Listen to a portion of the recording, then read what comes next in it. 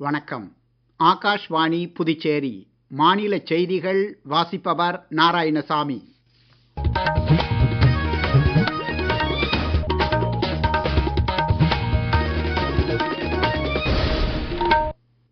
தலைப்புச் செய்திகள்.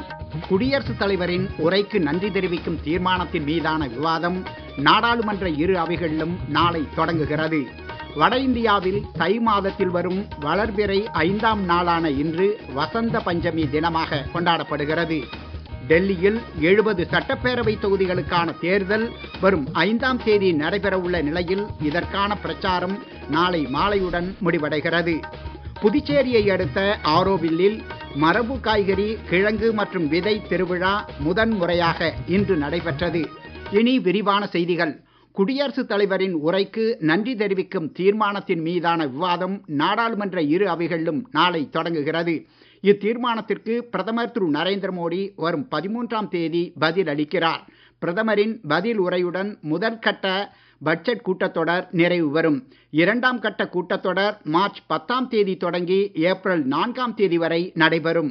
இந்நிலையில் வக்ஃப் வாரிய சட்ட திருத்த மசோதா தொடர்பான நாடாளுமன்ற கூட்டுக்குழுவின் அறிக்கையை அதன் தலைவர் திரு ஜெகதாம்பிகா பால் நாளை தாக்கல் செய்ய உள்ளதாக தெரிகிறது. வட இந்தியாவில் தை மாதத்தில் வரும் வளர்பிறை 5ஆம் நாளான இன்று வசந்த பஞ்சமி தினமாக கொண்டாடப்படுகிறது. இந்நாளில் கல்வியை தொடங்கும் குழந்தைகளுக்கு சிறப்பான எதிர்காலம் அமையும் என்ற நம்பிக்கையின் அடிப்படையில் இந்த தினம் கொண்டாடப்பட்டு வருகிறது. இதனையொட்டி குடியரசுத் தலைவர் திருமதி திரௌபதி முர்மு, பிரதமர் திரு நரேந்திர மோடி ஆகியோர் நாட்டு மக்களுக்கு வாழ்த்து தெரிவித்துள்ளனர். குடியரசுத் தலைவர் வெளியிட்டுள்ள சமூக ஊடக பதிவில் கல்வி, வளம், அறிவு, மகிழ்ச்சி ஆகியவற்றுடன் இணைந்த இந்த விழாவை நாட்டு மக்கள் அனைவரும் மகிழ்ச்சியுடன் கொண்டாட வாழ்த்துவதாக குறிப்பிட்டுள்ளார்.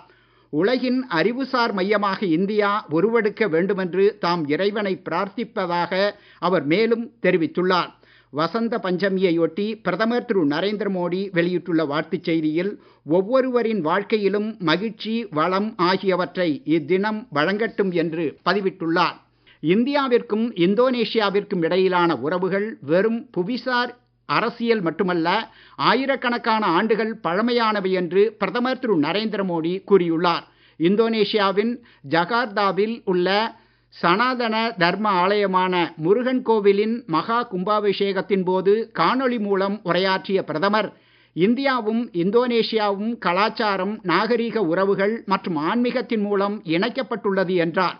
மேலும் பிரம்பனன் கோவில் போன்ற இந்தோனேஷியாவில் உள்ள கோவில்களுக்கு இந்தியர்கள் செல்லும் போதெல்லாம் அவர்களுக்கு காசி மற்றும் கேதார்நாத் நினைவுக்கு வருவதாகவும் கூறினார். இந்தோனேஷிய மக்களுக்கு தனது வாழ்த்துக்களை தெரிவித்துக் கொள்வதாகவும் பிரதமர் இப்பதிவில் கூறியுள்ளார். கடந்த 10 ஆண்டுகளில் இந்தியா குறிப்பிடத்தக்க முன்னேற்றம் கண்டுள்ளதாக ஐநா பொதுசபையின் தலைவர் திரு பிலமன் யாங் தெரிவித்துள்ளார். இது தொடர்பாக செய்தியாளர்களிடம் பேசிய அவர், டிஜிட்டல் மற்றும் தொழில்நுட்பம் அடிப்படையிலான செயல்பாடுகள் இந்தியாவின் முன்னேற்றத்திற்கு காரணியாக திகழ்ந்தது குறித்து தமது இந்திய பயணத்தின் போது அறிந்து கொள்வதில் ஆர்வத்துடன் இருப்பதாக குறிப்பிட்டுள்ளார். அரசுமுறை பயணமாக இம்மாதம் 4ஆம் தேதி முதல் 8ஆம் தேதி வரை அவர் இந்தியாவில் சுற்றுப்பயணம் மேற்கொள்கிறார். குடியரசுத் தலைவர் மாளிகையில் உள்ள அம்ருத் தோட்டத்தை பொதுமக்கள் இன்று முதல் பார்வையிட அனுமதிக்கப்படுகின்றனர். மார்ச் 30ஆம் தேதி வரை காலை 10 மணி முதல் மாலை 6 மணி வரை திங்கட்கிழமை தவிர்த்து வாரத்தின் 6 நாட்களிலும் இத்தோட்டத்தை பார்வையிட இணையதளத்தில் முன்பதிவு செய்யுமாறு தெரிவிக்கப்பட்டுள்ளது. மத்திய நிதிநிலை அறிக்கையில் அறிவித்த புதிய வருமான வரி சட்டத்தை அடுத்த 6 மாதங்களுக்குள் நடைமுறைப்படுத்துவதற்கான நடவடிக்கைகள் மேற்கொள்ளப்பட்டு வருவதாக மத்திய நிதியமைச்சர் திருமதி நிர்மலா சீதாராமன் தெரிவித்துள்ளார். செய்தி நிறுவனம் ஒன்றுக்கு அவர் அளித்த பேட்டியில், நேரடி வரியை எளிமையாக்கி அதனை இலகுவாக செயல்படுத்துவதே மத்திய அரசின் நோக்கம் என்றார். வருமான வரியை முறையாக செலுத்தி நாட்டின் சேவைக்கு பணியாற்ற பொதுமக்கள் முன்வர வேண்டும் என்றும் அவர் கேட்டுக்கொண்டார். மத்திய விளையாட்டுத்துறை அமைச்சர் டாக்டர் மன்சுக் மாண்டவியா இன்று புதுடில்லியில் ஜவஹர்லால் நேரு மைதானத்தில் இந்திய கடற்படை அரை மராத்தானை கொடியசைத்து தொடக்கி வைத்தார். இந்த நிகழ்ச்சியில் எல்லா வயதினர் மற்றும் தொழில்துறையைச் சேர்ந்த விளையாட்டு வீரர்கள் தங்களின் உறுதிப்பாடு மற்றும் விளையாட்டு திறனை இதில் பங்கேற்று வெளிப்படுத்தினர்.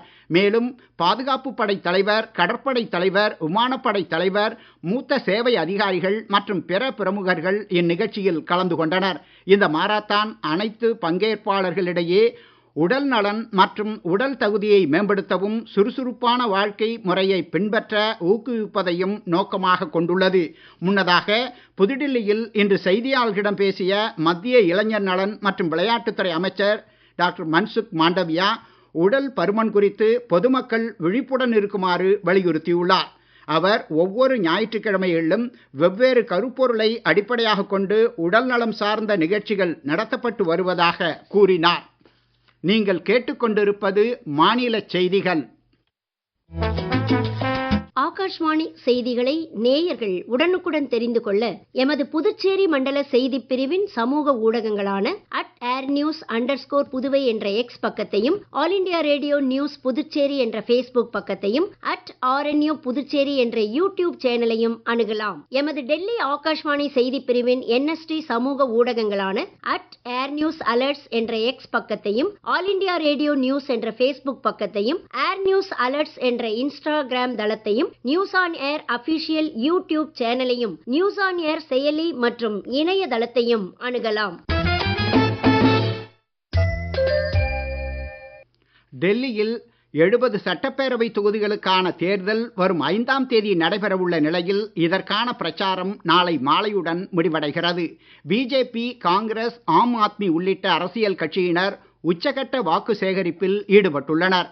பிஜேபி மூத்த தலைவரும் பிரதமருமான திரு நரேந்திர மோடி இன்று ஆர்கேபுரத்தில் பொதுக்கூட்டத்தில் உரையாற்றினார். காங்கிரஸ் கட்சி தலைவர் திரு மல்லிகார்ஜுன கார்கே முஸ்தபாபாத் தொகுதியில் பொதுக்கூட்டத்தில் வாக்கு சேகரிக்கிறார். புதுடில்லியின் பல்வேறு பகுதிகளில் காங்கிரஸ் கட்சியின் மூத்த தலைவர்களான திரு ராகுல் காந்தி, திருமதி பிரியங்கா காந்தி ஆகியோர் தீவிர பிரச்சாரம் மேற்கொண்டு வருகின்றனர். ஆம் ஆத்மி கட்சியின் ஒருங்கிணைப்பாளர் திரு அரவிந்த் கெஜ்ரிவால் டெல்லியில் பல்வேறு பகுதிகளில் இன்று தீவிர வாக்கு சேகரிப்பில் ஈடுபட்டு வருகிறார். இம்மாதம் 8ஆம் தேதி வாக்குகள் எண்ணப்பட்டு முடிவுகள் அறிவிக்கப்படும். மத்திய கலாச்சார அமைச்சகம் ஆகாஷவாணியுடன் இணைந்து சிறப்பு பாரம்பரிய இசை ஒலிபரப்பு நிகழ்ச்சி புதுடில்லி ஆகாஷ்வாணியில் இன்று தொடங்கியது. வரும் 16ஆம் தேதி வரை தினமும் காலை 9:30 மணி முதல் 10 மணி வரை 21 ஆகாஷ்வாணி மையங்களிலிருந்து இந்நிகழ்ச்சி நேரடியாக ஒளிபரப்பு செய்யப்படும். இளம் கலைஞர்கள் தங்களது திறமையை வெளிப்படுத்த ஏதுவாக அதற்கான தளத்தை இந்நிகழ்ச்சி வழங்கும் என்று மத்திய கலாச்சார அமைச்சகத்தின் செயலர் திரு அருண் சாவ்லா தெரிவித்துள்ளார். இதன் மூலம் 600க்கும் மேற்பட்ட கலைஞர்கள் தங்களது திறமையை வெளிப்படுத்த வாய்ப்பு அளிக்கப்பட்டுள்ளதாக பிரசார் பாரதி தலைமை நிர்வாக அதிகாரி திரு கௌரவ் திவேதி தெரிவித்துள்ளார். புதுச்சேரியை அடுத்த ஆரோவில்லில் மரபு காய்கறி, கிழங்கு மற்றும் விதை திருவிழா முதன்முறையாக இன்று நடைபெற்றது.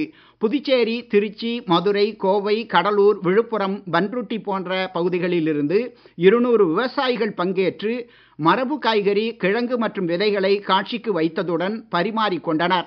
மேலும் மாடித்தோட்டம் அமைத்தல், விதைப்பந்து செயல் விளக்கம், நூற்றுக்கணக்கான நாட்டு காய்கறி விதைகள், இயற்கை இடுபொருட்கள் ஆகியவை கண்காட்சியில் இடம் பெற்றிருந்தன. இதனை ஏராளமான வெளிநாட்டவர் கண்டு பயன்பெற்றதுடன் விதைகளையும் வாங்கிச் சென்றனர். உலக ஈரநில தினம் இன்று கடைபிடிக்கப்படுகிறது. தாவர மற்றும் பிற உயிரினங்களை கொண்ட நீர் சுற்றுச்சூழலின் ஆரோக்கியத்தை மேம்படுத்த ஈரானிய நகரமான ராம்சரில் 1971ஆம் ஆண்டு நடைபெற்ற ராம்சர் மாநாட்டில் கையெழுத்திடப்பட்ட உடன்படிக்கையின்படி ஒவ்வொரு வருடமும் பிப்ரவரி 2ஆம் தேதி இத்தினம் கடைபிடிக்கப்படுகிறது. நமது பொதுவான எதிர்காலத்திற்காக ஈரநிலங்களை பாதுகாத்தல் என்ற கருப்பொருளில் இந்த ஆண்டு அனைத்து மக்களின் நலனுக்காக இயற்கை வாழ்விடங்களை பாதுகாப்பதன் அவசியத்தை வலியுறுத்தியுள்ளது.